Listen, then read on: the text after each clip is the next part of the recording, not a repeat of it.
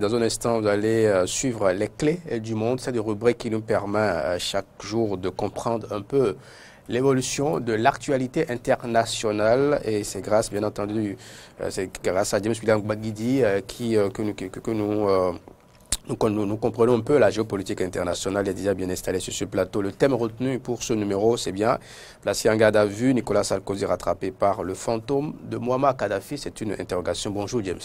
Bonjour à vous, tranquillin, et bonjour à tous nos amis téléspectateurs et à tous les auditeurs sur Diaspora FM. Ouverte depuis 2013, l'enquête judiciaire sur les soupçons de financement occulte de la campagne présidentielle 2007 de Nicolas Sarkozy connaît depuis ce 20 mars un nouveau rebondissement. C'est le placement en garde à vue depuis plus de 24 heures de l'ancien président français. Une procédure qui peut aller jusqu'à une mise en examen, voire une condamnation qui semble réjouir en Afrique ceux qui tiennent Nicolas Sarkozy responsable du sort de la Libye. Aujourd'hui, dites-nous, James William Gbagidi, que reproche-t-on exactement à Nicolas Sarkozy? Merci, donc tranquillin. Depuis maintenant 2011, le guide libyen Muammar Kadhafi, qui était alors sous les feux de l'OTAN, alors qu'il essayait de se maintenir au pouvoir dans le tumulte des révolutions libyennes, des révolutions arabes qu'on a appelées, donc comme on les a appelées à cette époque-là. Le guide libyen, lors d'une interview à un journaliste français, à des journalistes libyens, lui, disait qu'il avait financé la campagne de Nicolas Sarkozy pour 2007 pour son arrivée au pouvoir, que c'est grâce à lui que Nicolas Sarkozy est arrivé au pouvoir et qu'il est forcément donc déçu de l'attitude du président français qui consistait donc à soutenir, à lancer les troupes françaises contre lui. Il y a eu également une autre interview, celle du fils du guide de Muammar Kadhafi, Saïf al-Islam, dont nous avons parlé hier. Saïf al-Islam avait, lui, accordé une interview à un journal français dans lequel il a affirmé à son tour que Nicolas Sarkozy avait bénéficié de virements de fonds. Il avait même affirmé qu'il disposait des numéros des comptes bancaires, des destinataires, des noms des intermédiaires, et que tout cela, il avait la capacité de les sortir, de les mettre à la connaissance du public, de les porter à la connaissance du public très, très rapidement. Et donc, c'est de cela que les juges français se sont saisis en 2013 en ouvrant une enquête donc, sur ces soupçons de circulation d'argent. Et aujourd'hui, si Nicolas Sarkozy en arrive à être placé en garde à vue, c'est parce que il semblerait que les éléments aient évolué, que donc Nicolas Sarkozy, des faisceaux de preuves, en tout cas, commencent à apparaître. Et en tout cas, des témoignages concordants laissent penser aujourd'hui que Nicolas Sarkozy a effectivement bénéficié de ce financement occulte pour sa campagne électorale en 2007, campagne au cours de laquelle il a été élu président de la République en France. Et donc, des intermédiaires se sont exprimés, notamment l'un d'eux s'appelle Ziad Takieddine. Il était connu pour être un membre des réseaux franco-africains. Ziad Takieddine a donc effectivement affirmé avoir transporté des mallettes d'argent de Tripoli à Paris, mallettes confiées dans un premier temps à Claude Guéant et ensuite à Nicolas Sarkozy en personne. D'autres témoignages de ceux qui ont travaillé avec Nicolas Sarkozy, ceux qui ont été dans son équipe de campagne, laissent entendre que à l'issue de la campagne électorale de 2007 qui a porté donc Nicolas Sarkozy au pouvoir, que de l'argent liquide a été distribué pour féliciter, pour récompenser tous ces agents et que cet argent n'avait à aucun moment été déclaré. Mais donc, d'où provenait cet argent? Nicolas Sarkozy conteste bien sûr que cela provenait de la Libye. Il ne reconnaît même pas que de l'argent a été distribué en ce sens, en tout cas depuis qu'il est entendu hier matin par les juges français. On attend de savoir ce qu'il aura changé à sa version initiale, mais jusque-là, Nicolas Sarkozy, pour ce que l'on sait, ne reconnaît pas les faits qui sont ainsi allégués. James William Gbagidi, c'est quand même une humiliation de mettre en garde à vue un ancien président. À quoi cela sert-il et pourquoi les juges ont-ils opté pour cette procédure?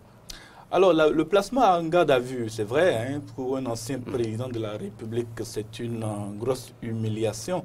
Maintenant, quand on a mis une parenthèse, c'est la première fois en France? Oui, non. Mettre en garde à vue un ancien président? Un ancien président, oui, c'est la première fois en France que cela arrive à ma connaissance.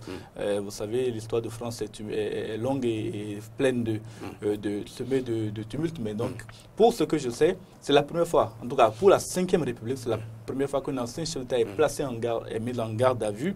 Il a pratiquement passé la nuit. Parce que, quand je dis pratiquement, c'est parce que, bien qu'en étant en garde à vue, il a été autorisé vers minuit à rentrer chez lui, dormir dans sa maison et à revenir très tôt ce matin, déjà donc à 7h30, il est revenu donc dans les locaux de la police à Nanterre où l'audition se poursuit. C'est effectivement une grosse humiliation, mais la garde à vue a plusieurs objectifs.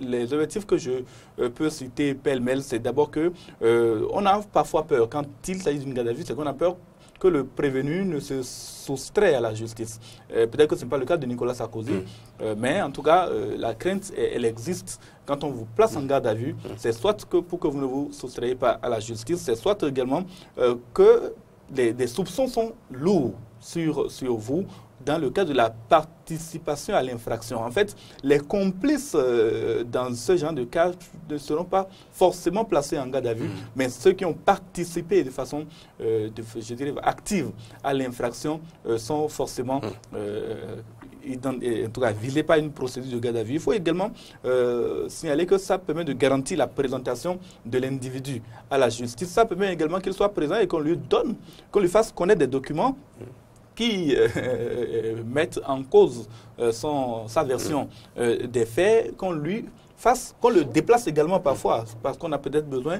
de vérifier des choses qu'il a affirmées ou bien des choses qui ont été affirmées à son encontre. Et donc, qu'on se déplace avec lui d'un endroit à un autre, c'est toujours dans la procédure de garde à vue. Quand une garde à vue, ce n'est pas systématiquement qu'il se trouve dans une cellule et qu'on le regarde de loin, non. Il est à la disposition de la police, il est vraiment dans les liens de la police et puis on peut se déplacer avec lui. Il y a également l'objectif d'empêcher le prévenu d'avoir des contacts, parce que des informations nouvelles ayant été apportées au dossier, on essaie d'empêcher par la procédure de garde à vue le prévenu d'avoir des contacts avec d'autres personnes qui sont impliquées dans ce dossier pour donc que le prévenu n'ait pas à changer les versions ou à faire changer les versions de ces personnes-là. Et puis la garde à vue a quand même un statut quelque peu protecteur pour le prévenu. C'est que durant toute la procédure de garde à vue, il a le droit d'avoir son avocat en sa compagnie qui le conseille, qui répond à sa place aux besoins et qui lui permet d'éviter de se plonger davantage dans ces genres de situations. Le placement en garde à vue de Nicolas Sarkozy, précisément dans ce dossier, réjouit apparemment de nombreux Africains. Pourquoi? Je pense que cela va de soi. Vous vous souvenez, en 2011, quand la crise libyenne a commencé, Nicolas Sarkozy était parmi les tout premiers dirigeants européens à condamner l'attitude du guide libyen Mouammar Kadhafi. Et surtout, ce qu'on reproche à Nicolas Sarkozy, c'est au-delà des frappes sur la Libye de Kadhafi, au-delà de la chute du régime Kadhafi, c'est la mort de Mouammar Kadhafi. Parce que quand Mouammar Kadhafi a été capturé, il aurait pu être soustrait à ceux qui l'ont capturé, il aurait pu être jugé pour parler, mais beaucoup d'Africains ont estimé que si Mouammar Kadhafi a été abandonné à des gens qui l'ont assassiné, voire même exécuté, c'est parce que Mouammar Kadhafi avait des choses à dire et avait peut-être des choses à dire, notamment sur ce financement de la campagne électorale de Nicolas Sarkozy, et que ce serait pour cette raison-là que pas grand-chose n'aurait été fait. Aucune consigne n'aurait été donnée par l'OTAN pour garantir sa sécurité, sa protection. Vous vous souvenez des cas similaires de l'arrestation de Laurent Gbagbo en Côte d'Ivoire. Là encore, ce sont les forces françaises qui sont intervenues en Côte d'Ivoire pour défoncer les portes du palais présidentiel et permettre l'entrée des forces républicaines de Côte d'Ivoire au niveau du palais présidentiel pour capturer Laurent Gbagbo. La consigne a été ferme, il ne doit lui être fait aucun mal. Et effectivement, quand vous voyez les images de l'arrestation de Laurent Gbagbo, on l'a affublé d'un gros treillis, de gilets pare-balles, de casques, etc. Et les soldats qui sont allés le chercher, bien qu'ayant de fortes des reproches à lui faire, des dents contre lui, des gens qui ont perdu des hommes, des compagnons pendant les combats, ils ont été fermes là-dessus. Il fallait protéger absolument Laurent Gbagbo et le livrer à la justice. Ça n'a pas été fait pour Muammar Kadhafi. Et donc, on peut soupçonner, on peut estimer que Nicolas Sarkozy n'a pas fait grand-chose pour que Kadhafi soit épargné de la mort qu'il a connue. Et d'ailleurs, Saïf al-Islam Kadhafi l'affirme encore ce matin à la une de Africa News. Il détient les preuves que si son père a été tué, c'est parce qu'il avait des éléments contre Nicolas Sarkozy, et il continue, lui, d'affirmer que ces éléments dont il dispose contre Nicolas Sarkozy, il en dispose toujours et qu'il peut les balancer à la justice française. Il faut également noter que si peut-être la justice française a accepté, a décidé de mettre Nicolas Sarkozy en garde à vue, voire peut-être même à l'issue de cette garde à vue d'aller à une mise en examen, c'est que la justice libyenne ou les autorités libyennes ont peut-être accepté de collaborer parce que disposant également à leur tour de documents attestant ou non de l'implication de Nicolas Sarkozy dans cette affaire de trafic d'influence. Que peut-il se passer après la garde à vue? Alors, après la garde à vue, comme je le dis, il y aura peut-être une mise en examen formelle de Nicolas Sarkozy. Et quand on parle de mise en examen, c'est une procédure qui peut aboutir à un procès et à une condamnation éventuelle. Et cette condamnation priverait une bonne fois pour toutes. En tout cas, ça dépend du verdict qui sera prononcé. Mais c'est quand même une affaire assez grave pour un dirigeant français d'avoir accepté de l'argent de celui qui était présenté et reconnu comme un dictateur.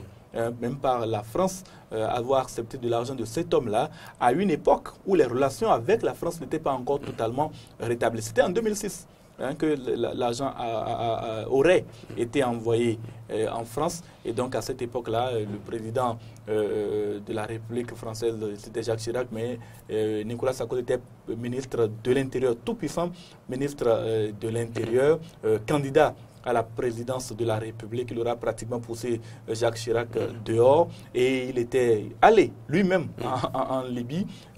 Muammar Kadhafi affirme dans une interview qu'il est venu sous sa tente lui demander son aide parce que la campagne électorale en France, ça coûte cher, et surtout pour battre celui qui était à cette époque-là, en tout cas, c'était plutôt Ségolène Royal et porté par une grande partie de la gauche et de la quasi-totalité de la gauche pour battre Ségolène Royal, pour gagner en tout cas n'importe quelle campagne électorale en France. Il faut de l'argent et cet argent, Nicolas Sarkozy l'a cherché. Peut-être, en tout cas je ne l'affirme pas, la justice française l'a cherché en Afrique. Et puis on peut encore avoir des soupçons, ces soupçons-là, parce que la deuxième campagne électorale française, celle de 2012, a été également financée par de l'argent. En tout cas, il y a eu des trafics financiers, des montages financiers, l'affaire Big Malion, qui ont permis également à Nicolas Sarkozy de financer sa campagne électorale, celle de 2012, et autant de problèmes qui jalonnent le parcours de l'homme qui aujourd'hui est présenté en Afrique comme étant